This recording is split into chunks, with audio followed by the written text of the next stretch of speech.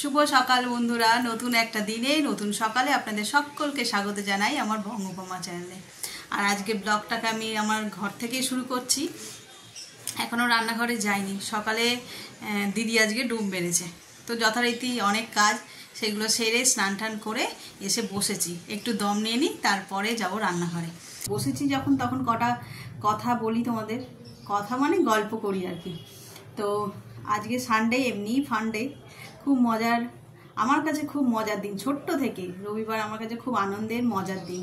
তো আজকেও তেমনই একটা দিন। আজকে আবার একটা স্পেশাল দিন আছে, সেজো দেওরের জন্মদিন আজকে।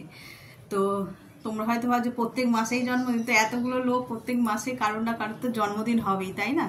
তো আজকে ওর জন্মদিন, কিন্তু দুঃখের বিষয় ও বাড়িতে নেই। ওর ওই যে বললাম ক্যাটারিংয়ের একটা বিজনেস আছে, তো ওখানেই আজকে কাজ আছে, তো সকালবেলায় চলে গেছে। তাই সকালে রান্নার কোনো পর্ব রাখিনি।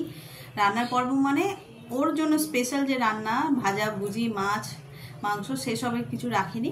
আমরা কালকে দেখলে মাটন এনেছি, ওই মাটন আর ভাত দিয়ে চালিয়ে দেবো রাতে। এবার রুটি, পরোটা, লুচি যা হবে হবে। এই দিন পায়েস তো হবেই। তো সেই জন্য ভাবলাম যে একটু বসেই নিই, বেশি তো রান্না নেই, 2-4 জনের জন্য রান্না করব, তাই। তো চলো আজকে দিনটাকে এখান থেকে দারুণভাবে শুরু করি। এই যে চলে এসেছি রান্নাঘরে। আর আজকে যা মেঘলা আকাশ, তাই রান্নাঘরে একটু বেশি আলো জ্বালিয়ে ফেলেছি আর কি। না জ্বালালে কেমন একটা অন্ধকার অন্ধকার মতন হচ্ছে। তো তেমন কিছুই রান্না দিয়ে হবে না, বললাম আগেই। মাটন হবে, ভাত হবে, আর দেখি কিছু ভাজাভুজি করলে করব, সেটাও আমাদের লাগে না, ওই দিয়ে হয়ে যায় তাও। আর এখানে এই যে আমি বসিয়ে দিয়েছি এই যে পায়েসটা, এখানে হচ্ছে, চালটা সিদ্ধ হয়ে গেছে। এবার দুধটা, আর এই যে এখানে কাজু কিশমিশ রেডি করা আছে। এখানে আদা, রসুন, কাঁচা লঙ্কা, টক দই সব ছাড়িয়ে রেখেছি, পেস্ট করব। আর এই যে মাটন, এটারও বরফ ছেড়ে গেছে। আর সবচেয়ে বড় কথা হলো, মাটন রান্না করতে, খেতে তো আমার ভীষণই ভালো লাগে। সকলেরই মোটামুটি মাটন খেতে ভালো লাগে চিকেনের চেয়ে, কিন্তু মাটন রান্না করতে তার চেয়ে বেশি ভালো লাগে। তো পায়েসটা আগে বসিয়েছি এই কারণে যে এই একদিকে পায়েস একদিকে মাটন করতে গেলে আমার মাথা ঠিক ডিস্ট্র্যাক্ট হবে আর কি। মাংসটা আমি খুব শান্ত মনে, এক মনে আর কি করতে চাই। মাংসটা রান্না করতে আমার এত ভালো লাগে, এইটাতে যাতে না কোনোভাবে কোনো খামতি থাকে, সেই জন্যই আর কি। তো চলো প্রথমে মাংসটা ম্যারিনেট করি, ততক্ষণে আমার পায়েসটাও হয়ে যাবে। আর কি কি দিয়ে মাংসটা ম্যারিনেট করছি সেটা তোমাদের সঙ্গে শেয়ার করি আর কি।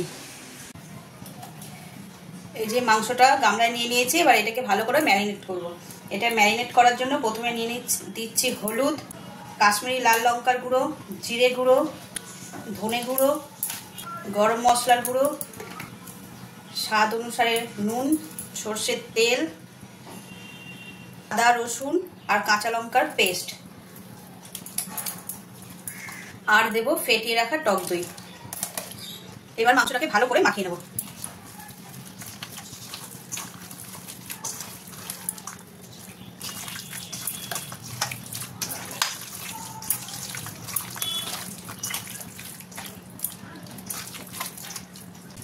দেখো খুব ভালো করে মাখানো হয়ে গেছে।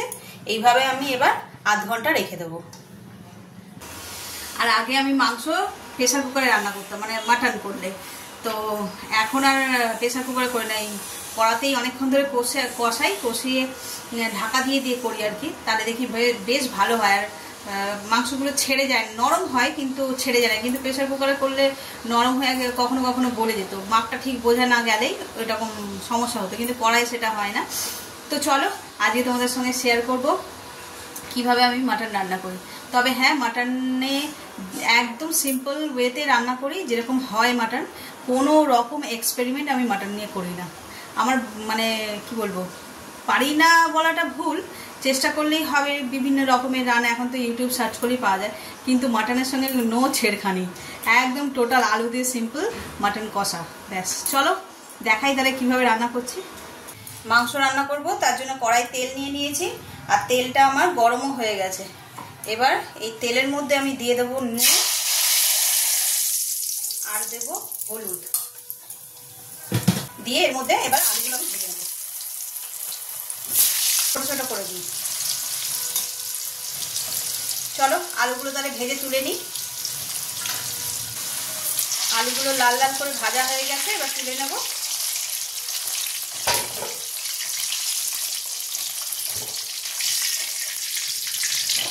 তেল তো গরমই আছে, এবার এর মধ্যে আমি ফোড়ন দেব গোটা গরম মশলা, একটা শুকনো লঙ্কা আর একটা তেজপাতা।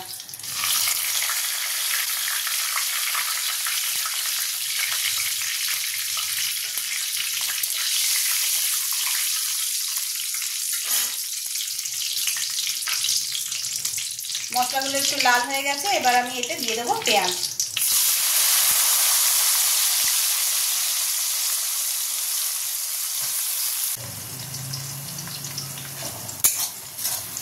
দেখো পেঁয়াজটা লাল লাল করে ভাজা হয়ে গেছে, এবার এর মধ্যে দিয়ে দেবো কেটে রাখা টমেটো।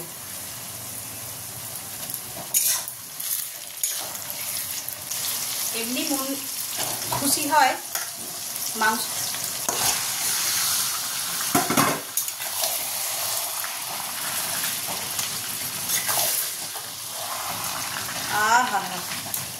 মাংস রান্না করতে আগেও বললাম আমি বেশ ভালো লাগে। আর এই যে ম্যারিনেট করা মাটনটা তেলের মধ্যে দিলাম, আলাদাই একটা স্মেল। গরম মশলা ফোড়ন দিয়েছি তো। চলো এবার এটাকে ভালো করে নেড়ে ছেড়ে কষাতে হবে, অনেকক্ষণ ধরে কষাবো যাতে অর্ধেক মাংস এতেই সিদ্ধ হয়ে যায়। দেখো মাংসটা কষতে কষতে নরমও হয়ে গেছে অনেকটা, কতটা কমেও গেছে, কড়া ভর্তি ছিল। আচ্ছা এই সময় আমি দিয়ে দেবো দুটো গোটা রসুন। আজকে নতুন ডিমান্ড হয়েছে যে রসুন দিয়ে খাবে, ওই সবাইকে দেখে তাই বলে দিতে দিয়ে দিই। আমি কখনো দিয়ে করিনি এইভাবে রসুন দিয়ে রান্না করে, মানে খেতে কেমন লাগে। যারা খায় তারা তো রিভিউ দেয় হেভি খেতে, তো ওই জন্যই আজকে ওরাও বললো যে একটু দাও, সবাই মিলে দুটোই দিলাম, সবাই একটু একটু করে টেস্ট করে দেবে কেমন খেতে লাগে। দিয়ে দেবো ভেজে রাখা আলুগুলো।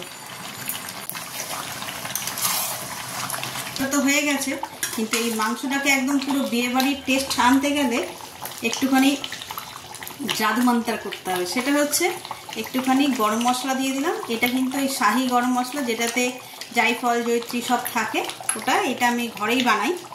আর দেব একটু ঘি।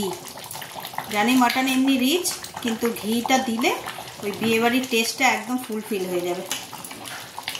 দিয়ে এবার এটাকে একদম ঢেকে আর রেখে দেবো, সে যখন খাবো তখন একদম খুলবো।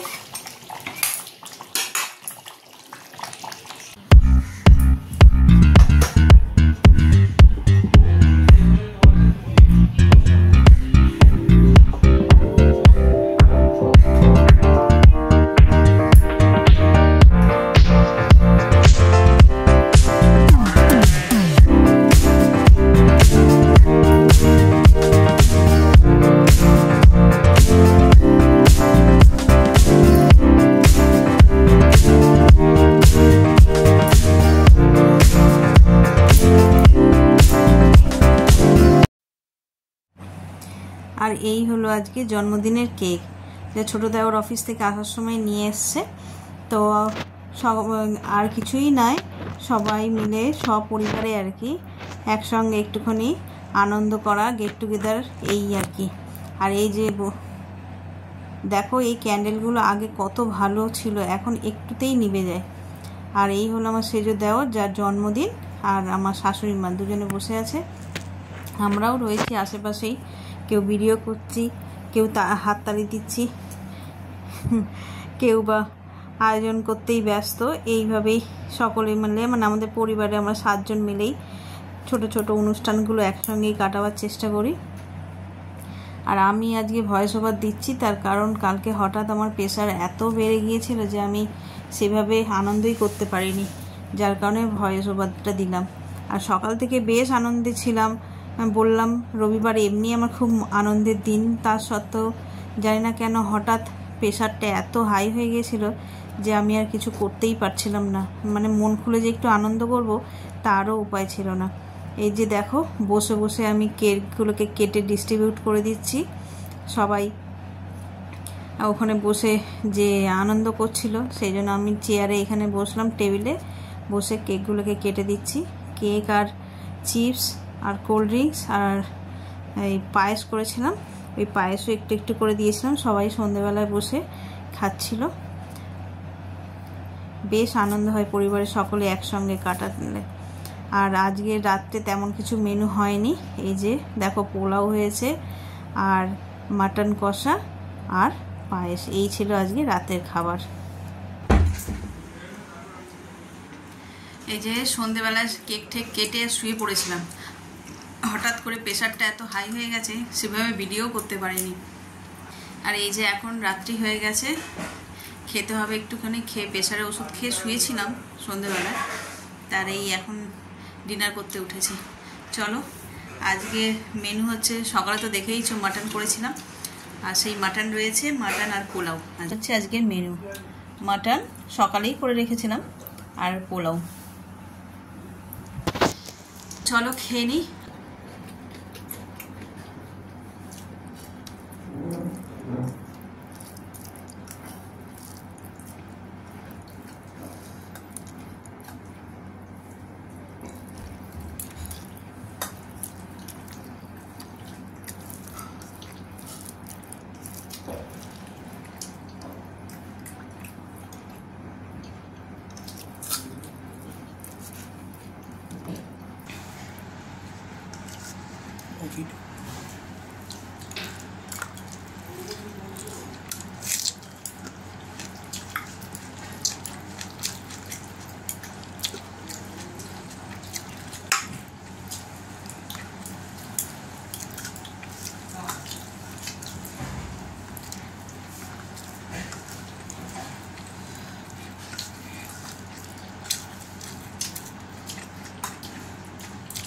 আর আজকের ব্লগটাকে এই পর্যন্তই রাখছি।